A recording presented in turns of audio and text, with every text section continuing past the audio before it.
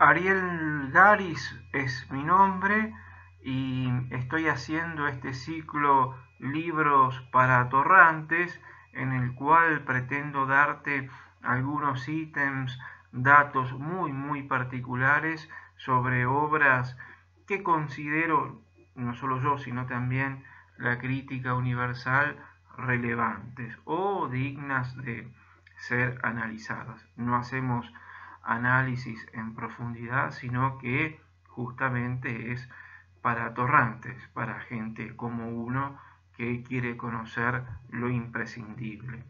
Esto ya expliqué más de una vez, es simplemente una ironía, es un punto para, para abordar y seguir con nuevas investigaciones, todo lo que vos quieras hacer, lograr. Simplemente te doy como un camino introductorio, una señal para saber dónde dirigirte, ¿no? Hacia dónde ir cuando tengas que enfrentarte con un libro de la literatura universal argentina, no solo de literatura vive el hombre, sino también de libros de filosofía, sociología, historia, antropología, religión, que hemos dicho que íbamos a tocar y a abordar en este ciclo. Bien, este es el episodio número 16. Tengo que explicar todo esto para quien se engancha ahora. En esta oportunidad es un libro de filosofía y le corresponde a la filosofía argentina. Habíamos hecho algo sobre ya Boecio, ¿no? Severino de Boecio y los consuelos de la filosofía. Hemos tocado un poco de los aspectos de la filosofía en la Divina Comedia del Dante y también en Así habló Zaratustra, libro de filosofía, si los hay, de Friedrich Nietzsche. Bien, en esta oportunidad, filosofía argentina. Y el libro que te traigo, ¿no es cierto?, al cual te invito, ¿no es cierto?, a leer y como lo hice yo, que lo tengo leído, releído y con un montón de notas ahí pegadas. Es del filósofo argentino Oscar Terán, Historia de las Ideas en la Argentina, 10 lecciones iniciales, 1810 a 1980. Bien, el periodo presentado es largo, es prácticamente la historia nacional. 1810 a 1980.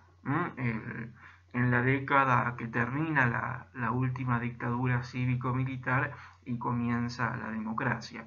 Terán era un hombre comprometido con las ideas de izquierda, con el marxismo, y en la vuelta a la democracia se acercó al alfonsinismo.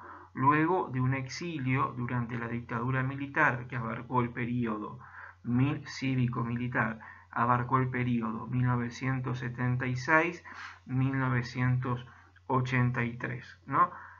Se exilió en México, como así lo habían hecho muchos intelectuales argentinos, y desde allí siguió enseñando la docencia y escribiendo. Bien, al regreso al país, ¿no es cierto?, es donde se inscribe en el proyecto radical alfonsinista.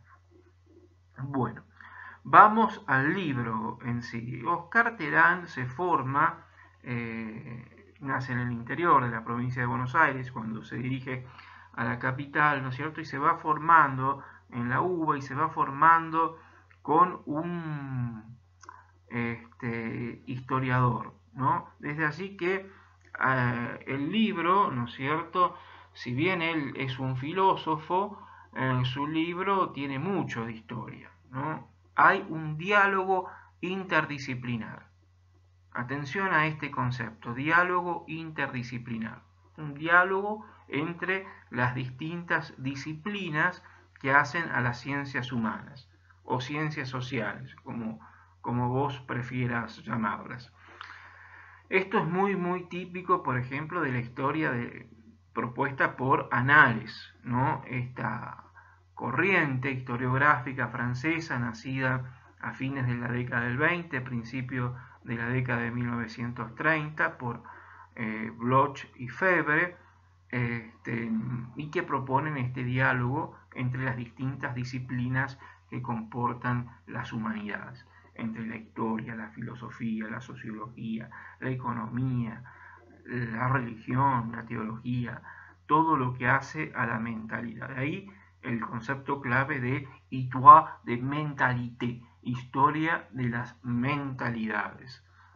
Estudiar esto que los alemanes llaman Zeitung, es decir, el espíritu de una época, ¿no? Cómo el espíritu, la forma de pensar, percibir el mundo de una determinada época condiciona, ¿no es cierto?, a los actores, a los personajes, a los hombres, para desarrollar distintas acciones. Bien, esto es importantísimo tenerlo en cuenta, ¿no? La mentalidad es la que condiciona. Las ideas son lo que está oculto o lo que está detrás de los acontecimientos, detrás de esas acciones, ¿no?, que modifican el curso de la historia. Las ideas, los hechos parten, ¿no es cierto?, de ideas que los fueron diseñando, prefigurando, que les fueron dando una forma y que por supuesto terminan dándole un impulso.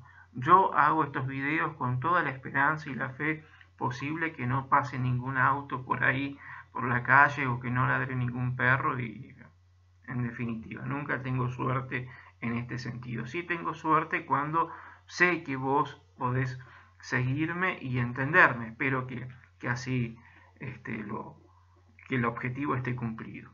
Bien, con José Luis Romero, el historiador, un historiador de carácter, diríamos, de tendencia liberal en la Argentina, Terán se va formando, y recordemos que José Luis Romero es hermano de Francisco Romero, el filósofo, que luego de la caída de Perón en 1955 van a tener cabida en la UBA, ¿no es cierto?, y en los programas universitarios de la Universidad de Buenos Aires. Durante el peronismo estuvieron un poquito recluidos, y digo un poquito recluidos, un poquito en casa, como para ser benevolentes. No se llevaron bien con el peronismo, y el peronismo tampoco se llevó bien con ellos.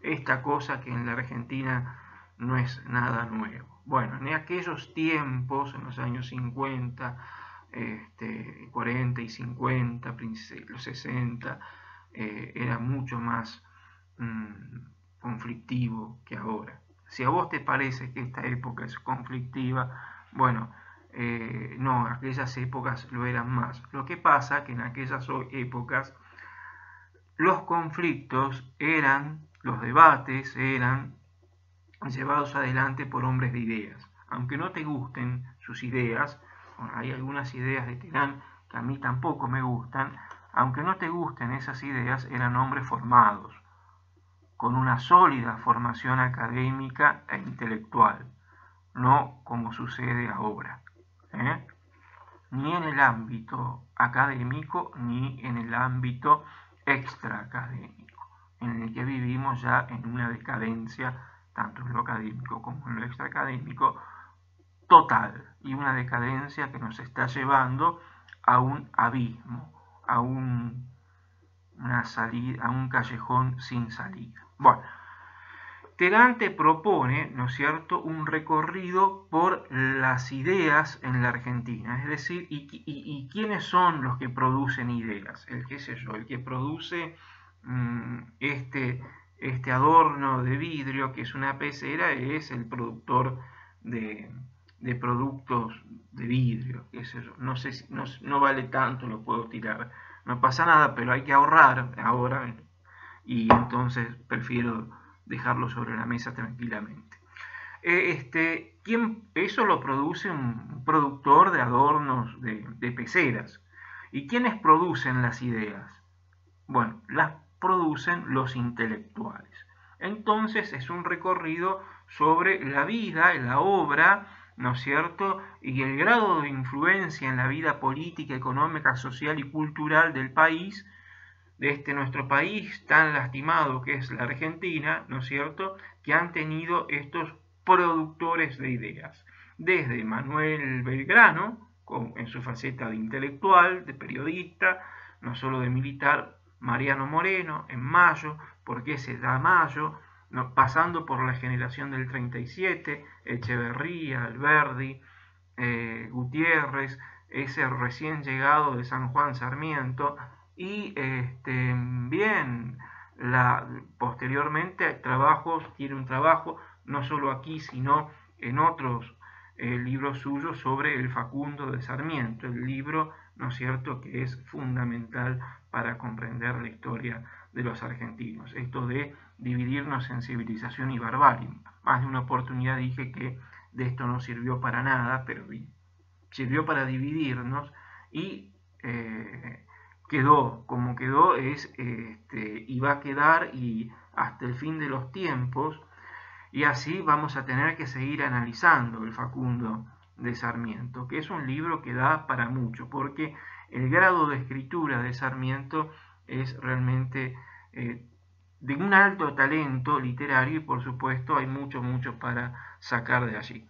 Bien, las ideas de Juan Bautista Alberdi, el intelectual tucumano, sus ideas liberales, y las ideas del positivismo en los años 80, 1880, las ideas de José Ingenieros y de Ramos Mejía, que van a acompañar al proyecto de Julio Argentino Roca, las ideas del revisionismo rosista, ¿no?, que arranca con Saldías, Quesada, y que va a tener en los años 30 ya con Ibarguren, Gálvez, y con los nacionalistas católicos como Hugo Guas o Gustavo Martínez Zuviría, ¿no es cierto?, su momento de epicentro, porque ya en la década del 30 el nacionalismo católico, ¿no?, va penetrando en las distintas áreas del Estado.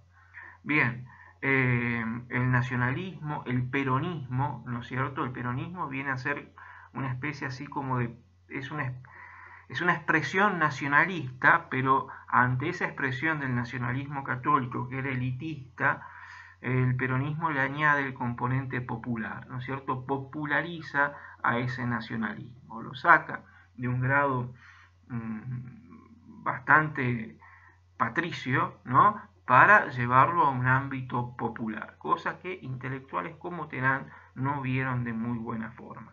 Ni aquel nacionalismo de tipo elitista, católico y demás, ni a este nacionalismo de tipo populista que damos en llamar peronismo y que va a estar acompañando a la Argentina hasta que la Argentina desaparezca. Bien, a lo mejor desaparece la Argentina, pero no el peronismo.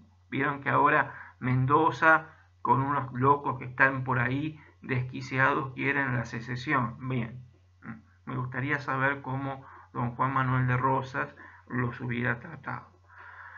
La historia liberal propuesta por José Luis Romero tiene toda su influencia en esta suerte de síntesis sobre la historia de las ideas en la Argentina que Oscar Terán te propone. Hasta llegar, ¿no es cierto?, a la década del 60, la efervescencia, los movimientos juveniles, el marxismo, el estructuralismo francés, y que va a influir muchísimo en las humanidades en nuestro país. Terán es un poquito, la visión que tiene sobre el peronismo es antiperonista, pero como siempre decimos aquí, el antiperonismo es otra forma de peronismo, porque depende del peronismo para posicionarse y criticar algo. Entonces lo necesitan, se requieren. Esto es una dialéctica que no tiene fin, por eso. Se requieren mutuamente. A alguien lo define lo que es, como también lo define lo que no es. Estos videos se cortan así de forma drástica, yo pido disculpas, no es mi intención hacerlo, pero mi tiempo en YouTube es justamente agotado como el tiempo de la vida humana. Oscar Terán, la historia de las ideas, la historia intelectual que da paso a eso, y descubrí las ideas que están detrás de los acontecimientos. Chao, hasta luego, espero que la Argentina esté mejor en el futuro.